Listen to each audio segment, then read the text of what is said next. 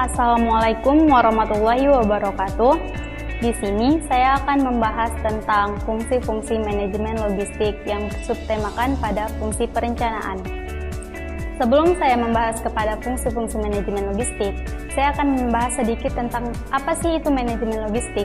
Manajemen logistik adalah suatu pengelolaan dalam seluruh aktivitas logistik yang berupa lokasi, fasilitas, transportasi, informasi, komunikasi, penyaluran, serta penyimpanan yang telah dilaksanakan dalam kegiatan logistik dengan tujuan agar pergerakan sumber daya manusia dan barang dapat berjalan dengan efektif dan efisien. Terdapat fungsi-fungsi manajemen logistik. Yang pertama, fungsi perencanaan, fungsi penganggaran, fungsi pengadaan, fungsi penyimpanan, fungsi penyaluran, dan fungsi penghapusan.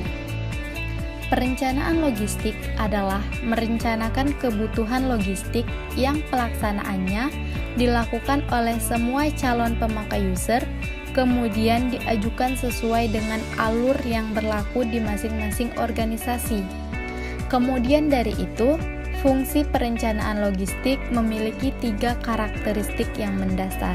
Yang pertama, perencanaan logistik harus adanya sistem monitoring, evaluasi, dan reporting yang memadai sebagai umpan balik untuk tindakan pengendalian terhadap divisi-divisi yang terjadi. Yang kedua, perencanaan logistik harus didukung oleh semua pihak agar pelaksanaannya berjalan dengan lancar. Dan yang ketiga, dalam suatu kegiatan perencanaan logistik, semua tim harus bekerja sama baik antar pimpinan, staf, perencana, pelaksana, dan pengawas agar mencapai pada tujuan logistik. Berbicara pada tujuan, perencanaan logistik memiliki 4 tujuan logistik. Yang pertama, agar dapat mengantisipasi dan juga beradaptasi dengan berbagai perubahan yang mungkin akan terjadi di masa datang. Yang kedua, memberikan arahan kepada para administrator maupun non-administrator agar bisa melakukan tugasnya sesuai dengan rencana yang sudah dibuat. Yang ketiga, dapat menghindari dan meminimalisir berbagai potensi terkait adanya tumpang tindih dan pemborosan dalam hal pelaksanaan pekerjaan. Dan yang keempat, menetapkan suatu standar tertentu yang nantinya bisa digunakan dalam bekerja sehingga akan memudahkan proses pengawasan maupun pemantauan. Perencanaan logistik memiliki jangka periode yang terbagi ke dalam 3 periode. Yang pertama, rencana jangka panjang, yang kedua, rencana jangka menengah, dan yang ketiga, rencana jangka pendek, di mana ketiga periode ini dapat dan akan menghasilkan rencana pembelian, rencana rehabilitasi, rencana dislokasi, rencana sewa, dan rencana pembuatan. Perencanaan logistik sangat berkaitan erat dengan pengadaan. Apa sih itu pengadaan barang dan jasa?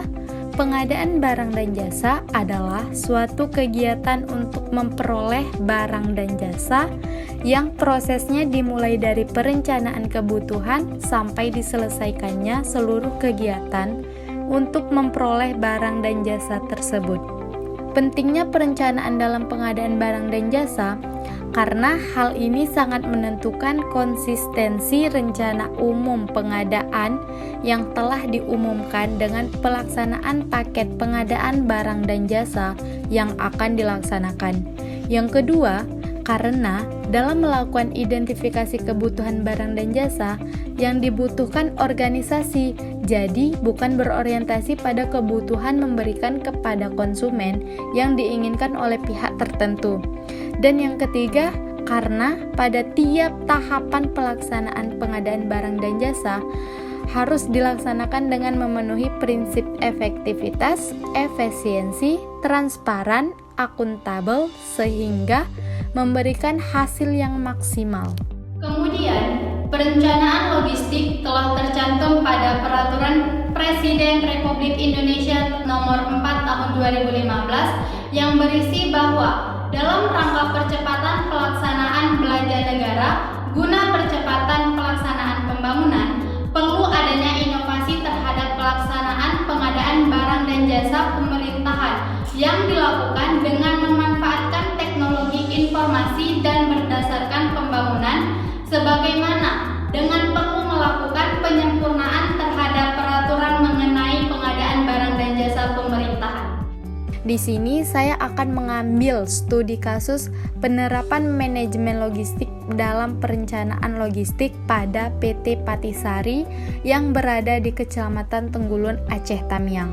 PT Patisari menerapkan manajemen logistik yang berfungsi sebagai perancang dan sekaligus sebagai penentu utama dari kebutuhan setiap program-program industri perusahaan.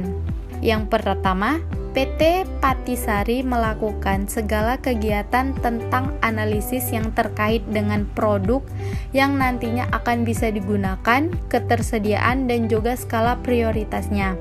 Yang kedua, PT Patisari menggunakan kegiatan perencanaannya lebih memperhatikan budget yang masih mereka miliki seperti dalam aspek ketersediaan dan juga tingkat kemudahan dalam mengakses untuk menghasilkan panen produknya. Yang ketiga, PT Patisari menerapkan sebuah manajemen yang baik, memiliki perencanaan yang jelas terkait proses penyaluran sawit atau materi. Dan PT Patisari dalam perencanaannya pada pengelolaannya meliputi hal-hal seperti penetapan target, pembuatan pedoman, serta penentuan seberapa besar kebutuhan logistik pada seluruh proses, di mana perencanaan ini sangat penting dilakukan supaya seluruh tahap berjalan dengan optimal dengan biaya yang efisien. Di sini saya sedikit ingin memberikan saran terhadap penerapan manajemen logistik dalam fungsi perencanaan logistik pada PT Patisari.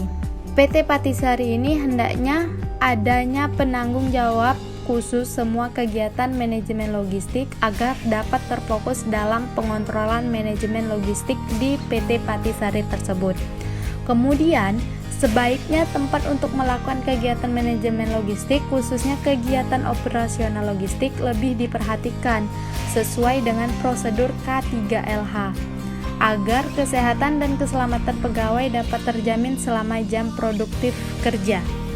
Dan yang terakhir menurut saya, sebaiknya kegiatan manajerial logistik di PT Patisari ini perlu adanya perhatian khusus dari manajer sebagai kontrol manajemen PT Patisari, sehingga dalam kegiatan operasional logistik PT Patisari adanya ketelitian dalam melakukan kegiatan logistik, khususnya untuk kegiatan penggudangan, adanya administrasi khusus gudang sehingga persediaan sawit yang di gudang dapat lebih terkontrol dan memudahkan dalam pendataan panen yang ada di gudang.